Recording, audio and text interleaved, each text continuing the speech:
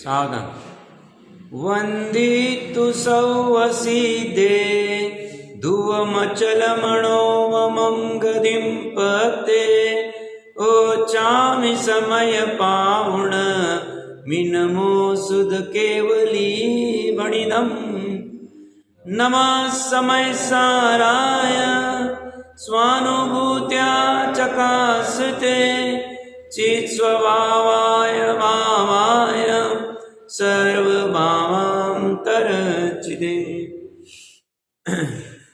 जैसे आचार्य देव के बंद अधिकार के 242 से 246वें 5 गाथाओं की टीका के ऊपर अपनी चर्चा चल रही है।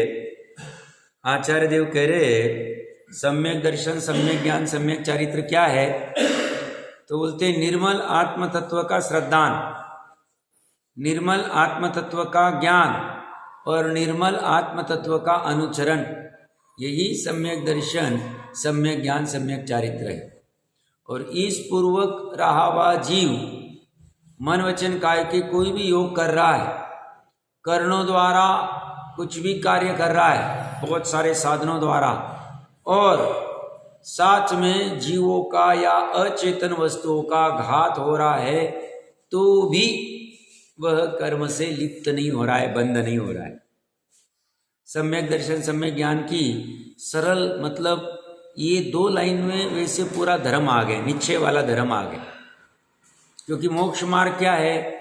मोक्ष क्या है? तो सुखी होने का साधन है। अनंत सुख चाहिए तो मोक्ष में जाना पड़ेगा, और मोक्ष के लिए मोक्ष मार्ग में चलना पड़ेगा। और मोक्ष मार्ग क्या है?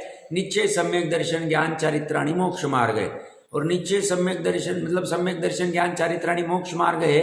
और सम्यक दर्शन यथार्थ वाला क्या है? सम्यक दर्शन, सम्यक ज्ञान, सम्यक चारित्र, तो निर्मल आत्म तत्व की श्रद्धा, ज्ञान और प्रतीति, इस सब में पूरा आ गया धर्म। बाकी विस्तार तो चलता रहेगा। विस्तार क्यों करना? जब तक समझ में नहीं आता है हम विस्तार करते रहे। बात वही की वही, वही की वही, वही की वही चलेगी, अलग अलग अपेक्षा से चलेगी। कभी व्यवहार नहीं को थोड़ा सा मुख्य कर दिया जाएगा, कभी निश्चय नहीं को मुख्य किया जाएगा। निर्मल आत्म तत्व के मुझे लगता है आप लोगों ने थोड़ा बहुत चिंतन किया ही होगा। नहीं किया होगा तो आज कर लेना, कभी ना कभी कर लेना, क्योंकि निर्मल आत्म तत्व से ही अनंती जीव सिद्ध हुए हैं। निर्मल आत्म तत्व से ही आज जो 20 विहरमान जी और संख्यात केवली है, उसी की बलबूते पे हुए।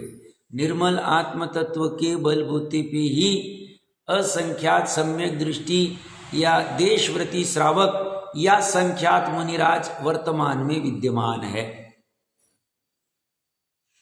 और कोई वस्तु नहीं, 3 लोग, और वह निर्मल आत्म तत्व अन्य कोई नहीं, मैं स्वयं हूं, ऐसा जीव प्रतीति करता है। स्वयं की वस्तु की बात कर रहे। कैसी गजब की अवस्था है! स्वयं की वस्तु में ही सब सुख भरा है, ये समझाने के लिए उनको 12 अंग लगाने पड़े। कल्पना करना, कितने 12 अंग कहाँ लेके जा रहे? फाइनली निर्मल आत्म तत्व तरफ ही लेके जा रहे। 12 अंग समझाने के लिए लगाने पड़े। और 12 अंग कितना बड़ा? तो 112 करोड़ पद से ऊपर पद है उसमें। 8 करोड़ अक्षर आदि वो छोड़ दो ऊपर वाले। 112 करोड़ पद में से एक पद में 1634 अपुनरुक्त अक्षर, उससे ऊपर वाले। इतनी जिनवानी किसको समझा रही है? एक निर्मल आत्मा को। एक को जानो सब जानने में आ गए, और एक नहीं जाना कुछ भी नहीं जाना।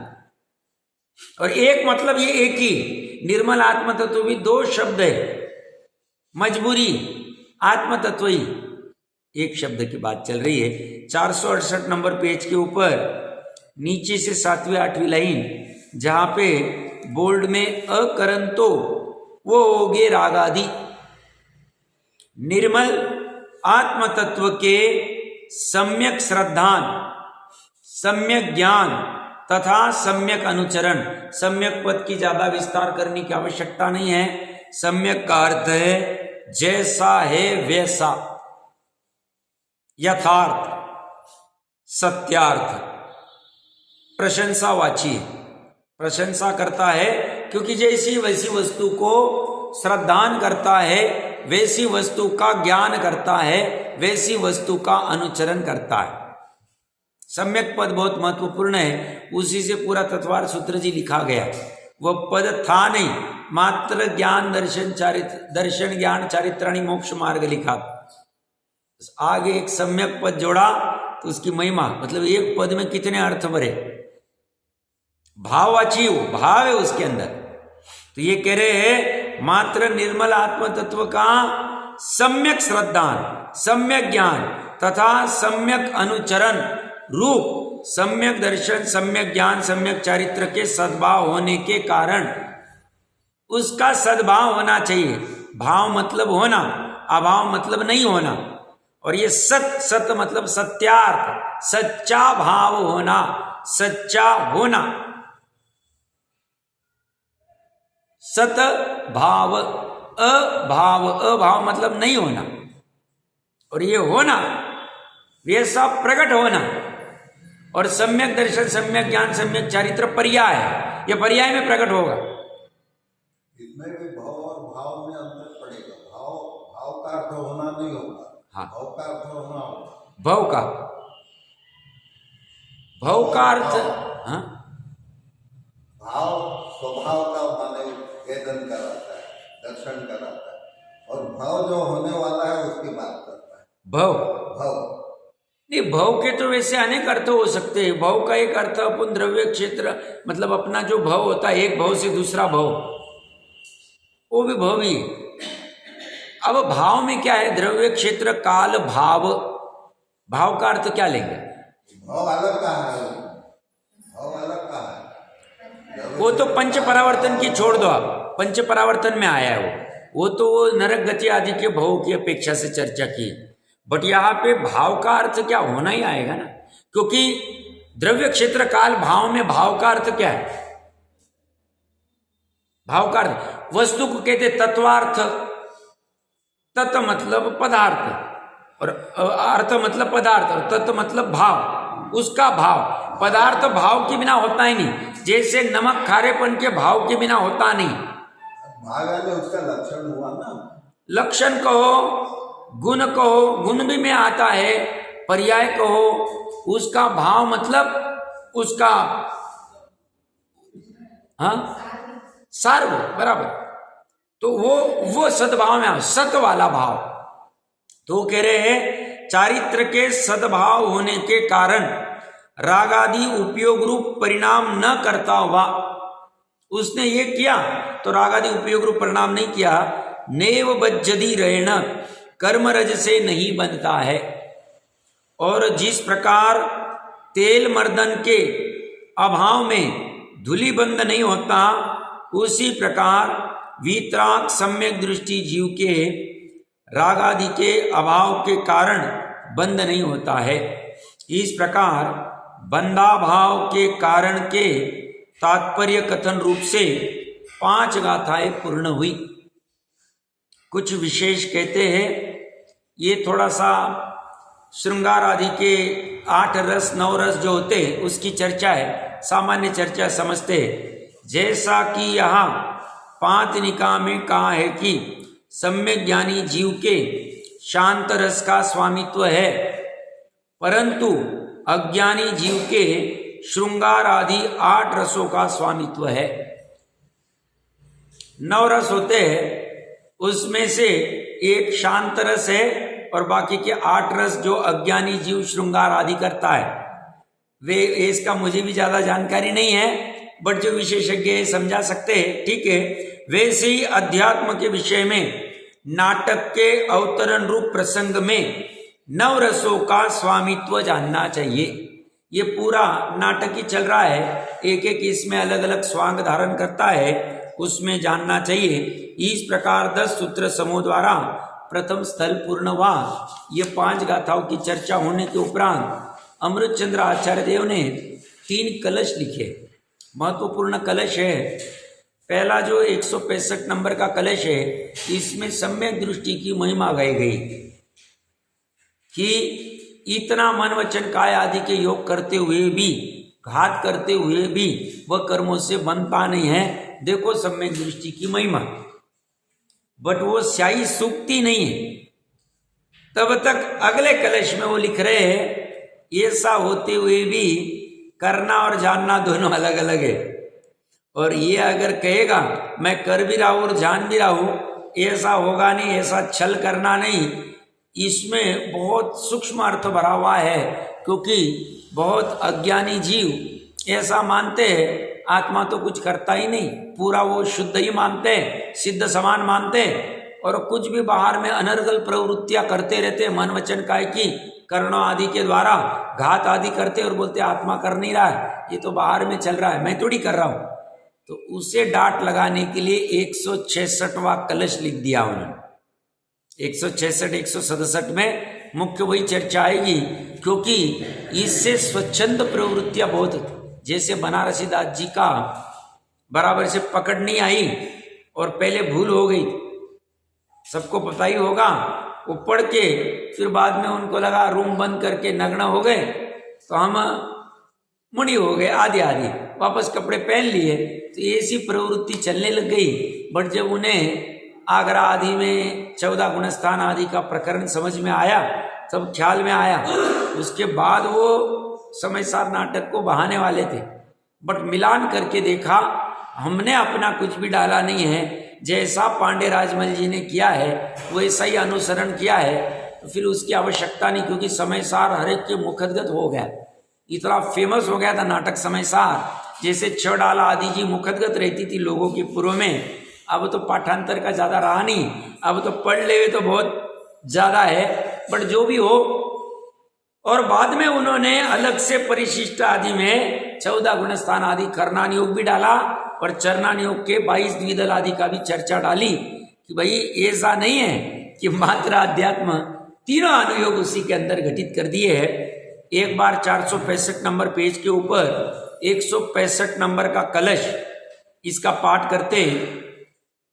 लोक कर्म ततोस्तु च परि स्पंदात्मकं कर्म तत् तान्यस्पि न करणानि सन्तु चिद व्यापादनं चास्तु तत् रागादीनुपयोग भूमिनयन ज्ञानं भवन् केवलं बन्धं नैव कुतोऽप्युपैत्य यमो सम्यक् दृगात्मा ध्रुवम्। अच्छा कलश है, सम्यक दृष्टि की महिमा गाने वाला 466 नंबर पेज के ऊपर श्लोकार ऊपर वाला। कर्म तत लोक स अस्तु, इसलिए वह पूर्वोक्त बहु कर्मों से कर्म योग्य पुद्गलों से भरा हुआ लोक है, सो भले रहो। इसलिए मतलब जो प्रकरण चल रहा है उसकी चर्चा कर रहे, तो वह बहु कर्मों से कर्म योग्य पुद्गलों से भरा हुआ लोक है, सो भले ही रहो। हमें कर्म में कुछ नहीं करना है। प्रकरण क्या चल रहा है? ज्ञानी का सम्यक दृष्टि का कर्म बंधन कैसे नहीं होता। कर्म बंधन न होने के लिए हमें कर्म योग्य पुद्गलों के भरा रहे तो रहे, हमें उसमें कुछ नहीं करना है। परिस्पंदनात्मकम कर्म तत् अस्तु, वह मन वचन काय का चलन स्वरूप कर्म योग है, सो भी भले रहो। ये मन वचन काय के चलन रूप जो योग होते हैं, ये मुख्यतः से एक तो नाम कर्म का निमित्त है, गति नाम कर्म आदि का निमित्त रूप में होता है, मन वचन काय की क्रिया है। और आयु तो एक है ही, आयु है तभी तो काय आदि में पड़ा हुआ है। यह सब पर द्रव्य, कार्मन वर्गना जो कर्म होने योग्य है वह भी पर द्रव्य है, और वर्तमान में उदय में आने वाले नाम कर्म आयु कर्म आदि भी, गति नाम कर्म आदि, ये भी पर द्रव्य। इनका जो चलना है उनके निमित्त से जो कुछ होना है होने दो। तो कह रहे वह मन वचन काय का चलन स्वरूप कर्म योग है, सो भी भले रहो। ताणी कर्णानी अस्मिन संतु, वे पूर्वोक्त करण भी उसके भले रहे। 5 इंद्रिया आदि जो कि इंद्रियों का जो कोई क्रिया होनी, 5 इंद्रिया भी नाम कर्म की प्रकृति है, वो भले ही रहो। च और तत् चिद अचिद व्यापादनम अस्तु, वह चेतन अचेतन का घात भी भले हो। अब इसको जयचंद जी साहब ने नीचे थोड़ा खोला है। ऐसा नहीं कि जिन धर्म वाले कह रहे हिंसा करते रहो तुम्हें कुछ होगा नहीं, अब उसका क्या अपेक्षा है वो नीचे खोलेंगे और अगले कलश में भी आएगी। परंतु अहो अयम सम्यक दृग आत्मा, यह सम्यक दृष्टि आत्मा रागादिना उपयोग भूमिमम अनयन, रागादि को उपयोग भूमि में न लाता हुआ। उपयोग की भूमि मतलब जहां जहां ज्ञान है पूरे आत्म प्रदेशों में ज्ञान की पर्याय, उस ज्ञान की पर्याय में, उस उपयोग की भूमि में, उस ज्ञान उपयोग में राग आ ही नहीं रहा है, राग झलक रहा है। बट अज्ञान अवस्था में राग के साथ ज्ञान की पर्याय का एक में एक पना होता था, ऐसा एक में एक पना अब उपयोग के भूमि में नहीं हो रहा है। उपयोग के भूमि में राग ऊपर ऊपर तैर रहा है, जैसा पानी के ऊपर तेल तैरता है, पानी में एक में एक नहीं होता है, ऐसे ही राग जुदा है, ज्ञान जुदा है। ज्ञान में राग जानने में आ रहा है, बट ज्ञान में राग नहीं आया है। दोनों में फर्क है, समझना, सूक्ष्म फर्क। प्रकरणी पूरा वही चल रहा है। क्या कह रहा हूं मैं? ज्ञान में राग झलक रहा है, झलकने में बाधा नहीं, जानने में बाधा नहीं, बट ज्ञान में राग नहीं आया। बस ये अध्यात्म कला है, और ये कला इस सम्यक दृष्टि को प्राप्त हो गई। क्या कर रहा है? यह सम्यक दृष्टि आत्मा राग आदि को उपयोग भूमि में न लाता हुआ, उपयोग भूमि में आ नहीं रहा है। अब इसके अर्थ क्या करना? उपयोग भूमि में जानने में तो आ रहा है, बट अपने रूप नहीं आ रहा है, पर रूप आ रहा है, जड़ रूप आ रहा है, ये रूप आ रहा है। ये फर्क समझना।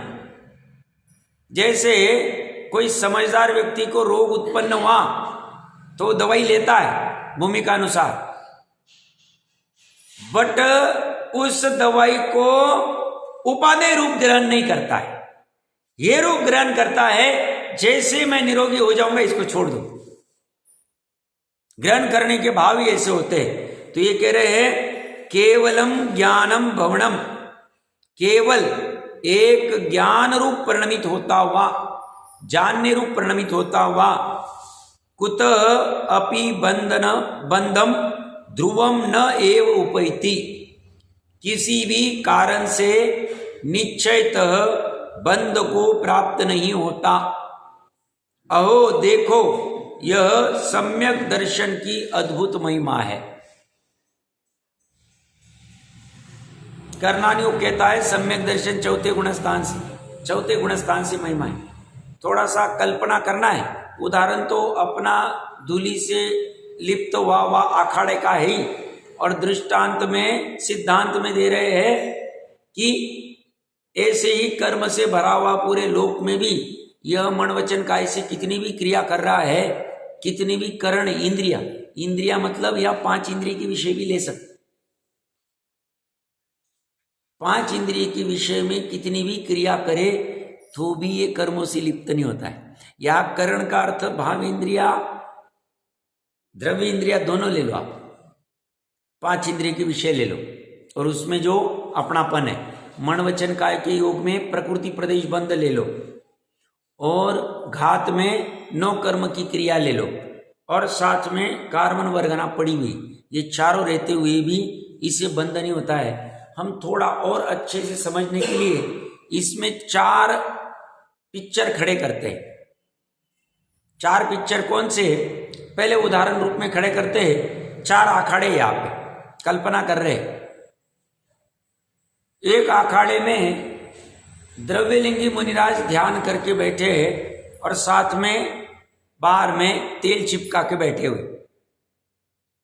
कल्पना कर रहे, वो तो तेल आदि लगाते नहीं, कल्पना चल रही है अपनी, या पसीना आ गया उनको, या तेल चिपका हुआ है, तेल ले लो।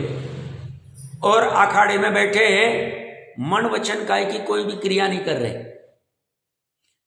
5 इंद्रिय द्वारा भी कुछ भी नहीं कर रहे, विग्रहण, ध्यान में बैठे, 3 दिन से ध्यान में बैठे, कल्पना कर रहे। और मान लो जीवों का भी घात नहीं हो रहा है, जीवों का घात नहीं हो रहा है, मन वचन काय की क्रिया नहीं हो रही है, 5 इंद्रिय के विषय सेवन नहीं हो रहे कर्णों द्वारा, इंद्रियों द्वारा, और कार्बन वर्गना धूलि की भूमि में बैठे हुए। बस इतनी बात है, हवा चल रही, धूल उड़ रही और तेल लगा के बैठे हुए। बाजू में ही दूसरे अखाड़े में भावलिंगी मुनिराज ध्यान में बैठे, वो भी 3 दिन से बैठे, उन्होंने तेल चिपकाया नहीं, पसीना भी नहीं आ रहा है, धूलि से युक्त भूमि है, सब कंडीशन सेम, बस उन्होंने तेल लगाया, इन्होंने तेल नहीं लगाया। किसको चिपकेगी? उड़ने वाली धूल उड़ा रहे हम, कल्पना कर रहे। कारण क्या? सचिक्कनता है द्रव्यलिंगी मुनिराज के वहां और भावलिंगी मुनिराज के तेल आदि की चिक्कनता नहीं, इतना फर्क है। बाहर दोनों का फोटो समान, सब एक्टिविटी समान, फर्क कहां पड़ गया? एक में तेल है, एक में तेल नहीं। फर्क कहां पड़ गया? एक में कषाय का सद्भाव है मिथ्यात्व के साथ वाले का, द्रव्यलिंगी के, और भावलिंगी के मिथ्यात्व नहीं है, अनंतानुबंधी नहीं है, अप्रत्याख्यान नहीं है, प्रत्याख्यान नहीं, संज्वलन देशघाती प्रकृति। वो क्या रहा है? एक निर्जरा कर रहे, संवर कर रहे, एक आश्रव कर रहे, बंद कर रहे। ध्यान में विकल्प है कि नहीं? मुनिराज के नहीं, और द्रव्यलिंगी के तो रहेंगे, निर्विकल्प हो ही नहीं सकता। और मुनिराज के मान लो विकल्प भी रहे, 6वां गुण स्थान रहा, तो भी उनके संवर निर्जरा है।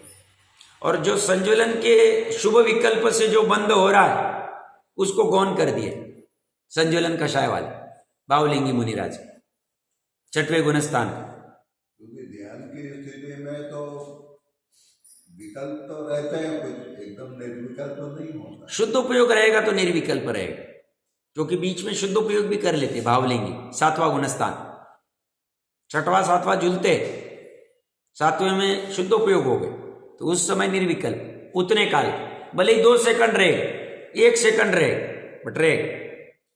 हम समझने का प्रयास क्या कर रहे हैं? अंतरंग प्रवृत्ति कितनी महत्वपूर्ण है,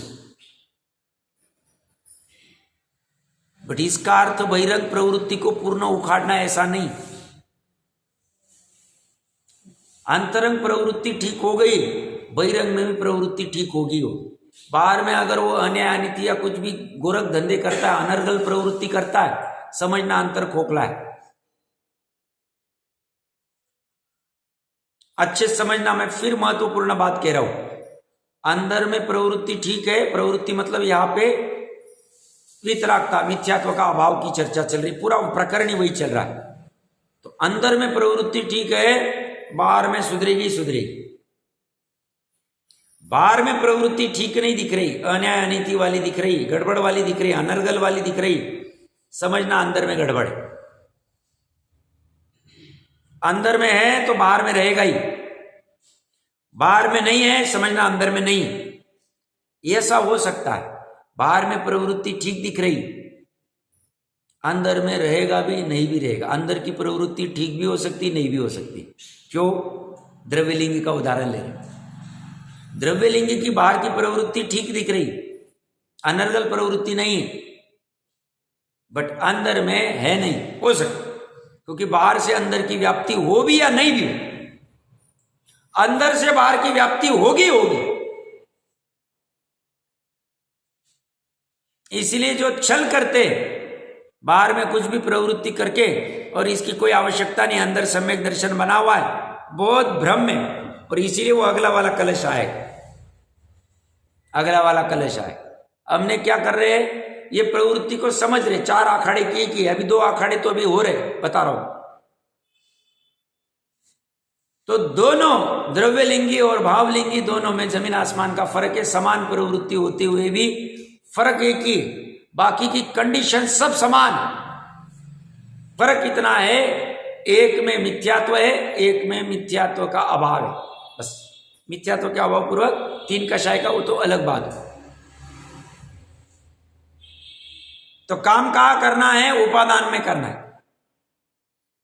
और इसीलिए कह रहे बाहर में जो कुछ हो, कलश में क्या कह रहे, बाहर में कर्म वर्गना से पूरा लोक भरा हुआ हो चलेगा, पर द्रव्य में हमें कुछ नहीं करना।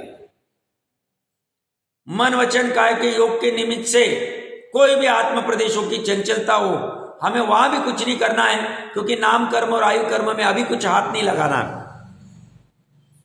हमें सिर्फ दर्शन मोह में हाथ डालना है और अनंतानुबंधी में हाथ डालना है। बाहर में द्रव्य इंद्रियों के, भाव इंद्रियों के क्या कुछ भी विषय हो, 5 इंद्रिय के विषय कुछ भी का अर्थ अब नीचे करेंगे जयचंद जी साहब, अन्याय अनिति अभक्ष वाला नहीं, पर उसमें कितनी भी गिरदता हो, भक्ष आदि में प्रवृत्ति कैसी भी हो 5 इंद्रिय के विषयों की, न्याय नीति वाले और भक्ष वाले में, तो भी हमें कोई फर्क नहीं पड़ने वाला। और चौथा, हमारे उन प्रवृत्तियों से, मन वचन काय की प्रवृत्तियों से कोई भी जीव का घात हो तो भी हमें बंद नहीं होता। घात बाहर में चल रहा है, कर्म उद्यो वर्गनाएं बाहर में है, आत्मा के बाहर है, उपादान के बाहर है, नाम कर्म और आदि से जो मन वचन काय के योग हो रहे हैं वो भी बाहर में चल रहे हैं, और द्रव्य इंद्रिय आदि बाहर में ही, सब 5 इंद्रिय के विषय बाहर में। ये चारों पर द्रव्य में हमें कुछ नहीं करना, इनको तोड़ना नहीं, फोड़ना नहीं, जलाना नहीं, कुछ नहीं करना। कर्म बंधन का उपादान कारण राग, राग की पर्याय, मिथ्यात्व के साथ वाली राग की पर्याय, उस पर्याय में हमें काम करना है। उसमें भी एक समय की पर्याय में काम ही नहीं करना है, अच्छे समझना, महत्वपूर्ण बात कह रहा हूं। हम उस पर्याय को, मैं इस पर्याय को ठीक करता हूं, अभी आएगी उस पर्याय को मैं राग रूप नहीं होने दूंगा, वीतराग रूप होने दूंगा, मिथ्यात्व रूप नहीं होने दूंगा। पर्याय में करने जाओ तब तक नहीं पर्याय आ जाए। एक समय के पर्याय में कर ही नहीं सकते कुछ, तो करना क्या? वो कह रहे तुम्हें मिथ्यात्व की पर्याय नहीं लानी है, तो तुम्हें स्वभाव के दर्शन करने हैं, स्वभाव का ज्ञान करना है, स्वभाव का अनुचरण करना है। कितना सिंपल का सिंपल, इससे सिंपल क्या हो सकता? स्वभाव मेरा, पर्याय मेरी। पर्याय को क्या करना है? अब तक बाहर जा रही थी, अंदर आना। बाहर में अनंत चीजें हैं, अनंत वस्तुएं हैं, अनंत विकल्प है, अनंत व्यग्रता है। यहां पे एक वस्तु है, या निर्विकल्पता है, या सुख है, या अनाकुलता। अब तर्क युक्ति अनुमान से निर्णय करना सही में ऐसा है कि अपने मन से कुछ चला रहे, ये परीक्षा पूर्वक निर्णय होगा तो इसकी अयथार्थता, हेयता भाषित होगी, यहां से इसको निकलने में समय नहीं लगे, और इसकी यथार्थता भाषित होगी, हाँ ऐसी वस्तु हो सकती है, ऐसा स्थायीपना हो सकता है, क्योंकि बचपन में मैं था, अभी हूं, बुढ़ापे में रहूंगा, तो ये जो वहां पड़ा हुआ है इसके तरफ का आकर्षण बढ़ना चालू हो जाए। वस्तु में से वस्तु को प्राप्ति होती है, ये श्रद्धान, ये समझ आने लग जाए तो वस्तु में चला जाए। तो इस राग की, मिथ्यात्व के साथ की राग की पर्याय का जो उदय हो रहा है, ये इसके लक्ष्य से भी हटेगी नहीं, इसके लक्ष्य से भी हटेगी नहीं, एकमात्र इसके लक्ष्य से हट जाए।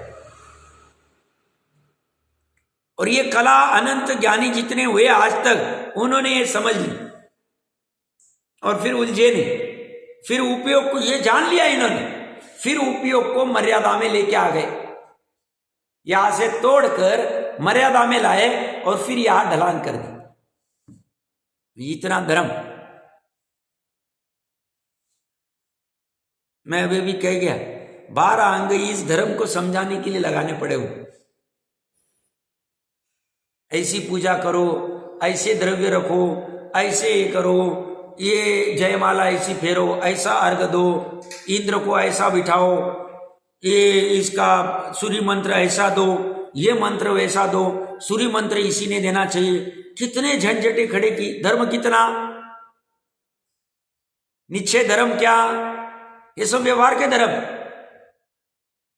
सूर्य मंत्र इन्होंने दिए तो ही वो मंदिर पूज्य है, इन्होंने दिए तो नहीं पूज्य। कितने झमेले खड़े कर रहे हम, क्या आवश्यकता, कोई आवश्यकता। ये धर्म प्रकट हो जाए इसलिए वो धर्म खड़े किए थे। अब हुंडा सर्पणी वक्र बुद्धि संसार बढ़ाना है तो ये इसमें उलझ गया, हो उलझ गया, बिना काम का उलझ गया।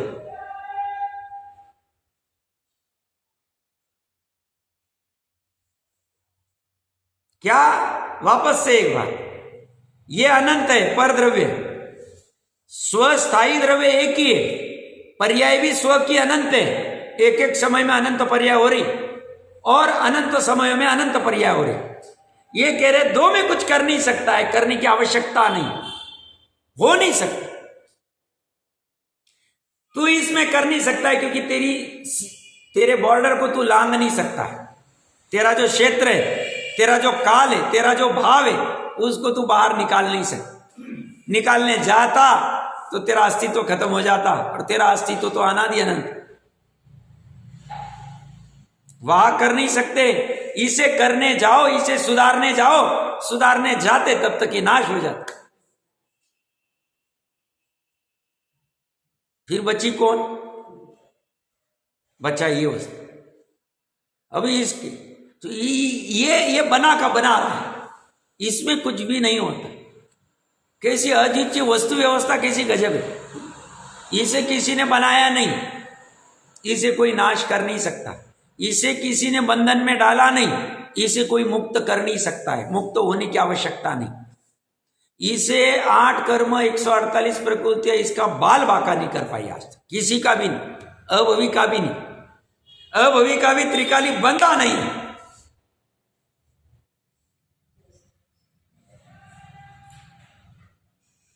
समझ में आ रहा है, इतनी सहजता और सरलता है धर्म की।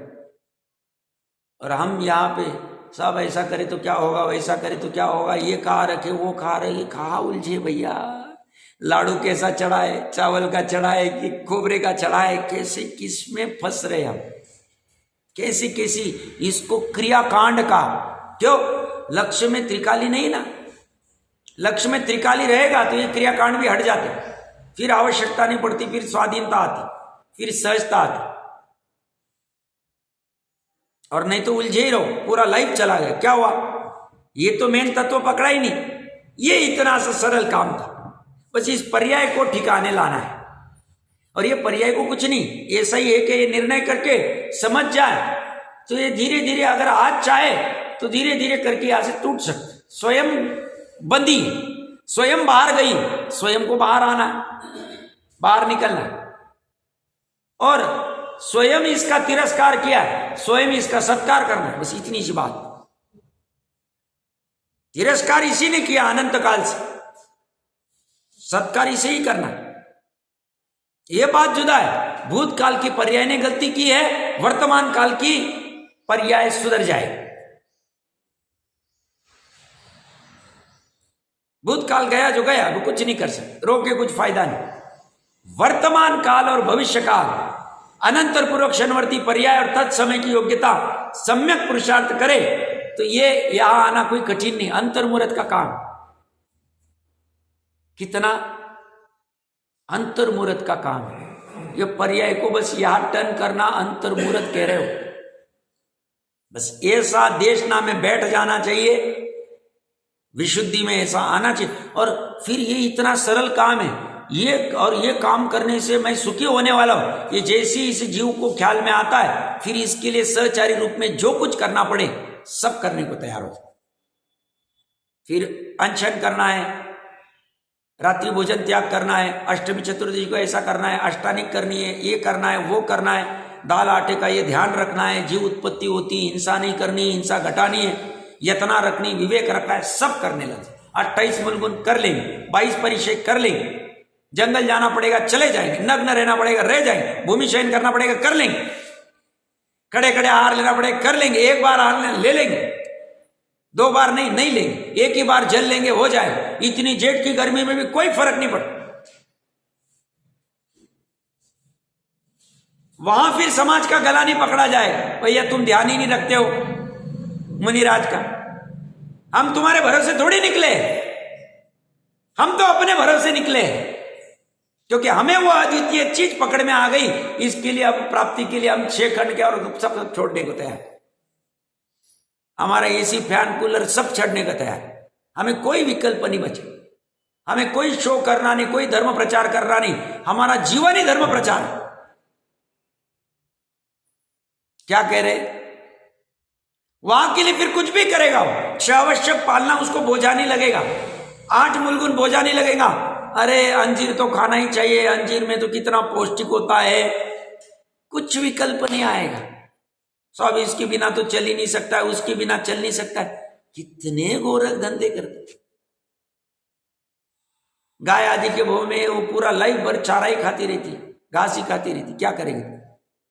उसको ऑप्शन होते नहीं, सब 3 दिन से खिचड़ी बन रही, खिचड़ी बन रही, खिचड़ी, अरे खा लेना ना, शांति से खा लेना, भक्ष्य है, खा के खत्म कर। इतनी उलझनों में उल्टा है, वो चौके में 50 डब्बे भरे पड़े हुए, यहां जी उत्पत्ति हो गई, वहां जी उत्पत्ति, ये उलझन में ही लगा पड़ा है। तू ये काम कब करेगा? ये काम करना छोड़ दिया, वहां गोरख धंधे में पड़ गया, रसना इंद्रिय में, वो तो नीचे जाती ही 2 इंच के नीचे पता ही नहीं चलता उसका क्या हो रहा है। बुद्धि का विवेक नहीं है और फिर समय बर्बाद कर देता है, खत्म हो जाता है। प्रकरण क्या चल रहा है? हमने 2 अखाड़े खड़े किए और 2 अखाड़े खड़े कर लेते और फिर आगे की चर्चा करते। दूसरे 2 अखाड़े में, एक में सम्यक दृष्टि है, चौथे गुणस्थान वाला, जिसने वीरती आदि कुछ नहीं ली है, और दूसरे अखाड़े में और एक द्रव्यलिंगी मुनि को खड़ा कर दे। द्रव्यलिंगी मुनिराज है, वही अखाड़े में बैठे, चौथे अखाड़े में ध्यानस्थ बैठे हैं, कोई मन वचन काय के योग नहीं, कोई इंद्रियों का कुछ नहीं, 5 इंद्रिय के विषय कुछ नहीं, कर्म वर्गना और धूली जो उड़ रही है, तेल लगा के बैठे हुए, और घात भी कुछ नहीं हो रहा। और उससे विपरीत बाजू में भरत जी आदि, या कोई भी ले लो, राम ले लो या और कोई लेना ले लो आप, चौथे गुणस्थान वाला, और वह युद्ध कर रहा है, आरंभ कर रहा है, विरोध कर रहा है, विरोधी हिंसा चल रही है, आरंभी हिंसा चल रही है, उद्योगी हिंसा चल रही है, संकल्प ही नहीं चलेगी, और साथ में 5 इंद्रिय के विषय भी दिख रहे, घूमने जा रहा है दुली आदि में, तेल चिपका नहीं, बस एक ही कंडीशन है, तेल यहां मिथ्यात्व है, और 5 इंद्रिय के विषय सेवन कर रहा है, मन वचन काय की चंचलता, आज इधर तो कल उधर, कल उधर तो परसों उधर, इतना होते हुए भी जीवों का घात आदि तो हो ही रहा है, अभी इतने सब युद्ध आदि सब कर रहा है, इतना होते हुए भी वह कर्म से बंद नहीं हो रहा है, लिप्त नहीं हो रहा है। अब यहाँ पे कहने की आवश्यकता नहीं है, 41 कर्म प्रकृतियों की चर्चा चल रही जो घातक वाली है, बाकी बंद रही उसको गौण कर दिया, वो अनंत संसार का कारण नहीं है, उसको लाइट कर दिया है। और उससे विपरीत इतनी ध्यान अवस्था में चौथे अखाड़े में खड़े द्रव्यलिंगी मुनिराज है, वह फिर भी बस अंदर अभिप्राय की वासना पड़ी, अभिप्राय की वासना में मैं मुनिराज हूं, मैं ध्यान करता हूं, मेरे इतने शिष्य है, मेरा पीछे कमंडलू ऐसा है, मैं मासोपवासी हूं, मैं 11 अंगनव पूर्व का पाठी हूं, या मैं 5 मुष्टि से केश उखाड़ देता हूं, या और कोई विकल्प में बस फंस गए, अटक गए। मिथ्यात्व का बंध चल रहा है, अनंतानुबंधी का बंध चल रहा है, 41 प्रकृतियों का बंध चल रहा है, सभी प्रकृतियों का बंध चल रहा है, अनंत संसार का कारण। तो इतनी चर्चा क्यों की, 4 अखाड़े क्यों खड़े किए? हमें समझना है ये अंतरंग वाली चौथे गुण स्थान वाली की प्रवृत्ति कैसे और क्या हो रही, क्या हमें समझ में आई है? क्या हमारा निर्णय हुआ है? आचार्य देव यहाँ से क्या कहना चाह रहे? निर्णय नहीं हुआ तो ऐसी प्रवृत्ति क्या होती है, कैसे होती है, इसके लिए क्या पुरुषार्थ करना पड़ता है? क्या ये हमारे संगी पंचेंद्रिय वर्तमान अवस्था में पॉसिबल है? ज्ञानियों ने कहा है तो कैसे करना है? और हमारी हो गई ऐसी प्रवृत्ति चौथे गुणस्थान वाले जैसी, तो इसको कैसे बनाए रखना? ये ऐसी निरंतर उसकी धगत चलती रहे। और ये द्रव्यलिंगी मुनिराज की ऐसी क्या भूल हो जाती है उपादान में? निमित्त में तो कोई भूल की आवश्यकता ही नहीं, बाहर की क्रियावादी का कुछ लेना ही नहीं। ऐसी क्या भूल रह गई जिस भूल से वो कर्म के बंद करते जा रहे, इतने योग आदि निरोध करके भी, मन वचन काय के प्रवृत्ति न करते हुए भी, मन वचन काय से क्या हो गया ऐसा? ये चिंतन करने योग्य बात है, क्योंकि ये गुत्थी अलग है, सूक्ष्मता में उतरना पड़े, उस पर्याय के पास जाना पड़े, और वहां पे ये परिणमन की चर्चा चलती है। तो ये कह रहे हैं केवल ज्ञान रूप परिणमित होता हुआ किसी भी कारण से निश्चयत बंध को प्राप्त नहीं होता है। ओ देखो, यह सम्यक दर्शन की अद्भुत महिमा है, कल्पना नहीं कर सकते ऐसी महिमा इसकी परिणति में प्रकट हुई है। भावार्थ एक बार सरसरी नजर से पढ़ते हैं, फिर कल उसके इस पर विस्तार से चर्चा करेंगे। या सम्यक दृष्टि की अद्भुत महिमा बताई है, और यह कहा है कि लोक योग करण चैतन्य अचैतन्य का घात वे बंध के कारण नहीं है, वे बहिरंग है, उपादान नहीं, निमित्त है। इसका अर्थ यह नहीं है कि परजीव की हिंसा से बंध का होना नहीं कहा है, इसलिए स्वच्छंद होकर हिंसा करनी, किंतु यह आशय कि अबुद्धिपूर्वक कदाचित परजीव का घात भी हो जाए तो उससे बंध नहीं होता, किंतु जहां बुद्धिपूर्वक जीवों को मारने के भाव होंगे वहां अपने उपयोग में राग आदि का अस्तित्व होगा, और उससे वहां हिंसा जन्य बंध होगा ही। यहां जीव को जिलाने का अभिप्राय हो, वहां भी अर्थात उस अभिप्राय को भी निश्चय नय से मिथ्या तो कहा है। तब फिर जीव को मारने का अभिप्राय मिथ्या तो क्यों न होगा? आगे ये गाथा चलने वाली, मैं जिलाता हूं, मैं मारता हूं, इस पे चलेगी, अवश्य होगा। इसलिए कथन को नय विभाग से यथार्थ समझकर श्रद्धान करना चाहिए। नय विभाग बहुत महत्वपूर्ण है, नय के ऊपर भी पकड़ होनी चाहिए। जैसे द्रव्य गुण पर्याय के ऊपर, ऐसे नय के ऊपर, लक्षण लक्षणाभास के ऊपर, चार अभाव के ऊपर, पांच भाव के ऊपर अच्छी पकड़ होनी चाहिए। और पांच समवाय, षटकारक आदि आदि महत्वपूर्ण प्रकरण है, अनेकांत, शादवाद आदि इस समझ में आने चाहिए। सर्वथा एकांत मानना मिथ्यात्व है, अच्छा प्रकरण है। एक बार भावार्थ को कल विस्तार से और चर्चा करेंगे, फिर आगे बढ़ते हैं।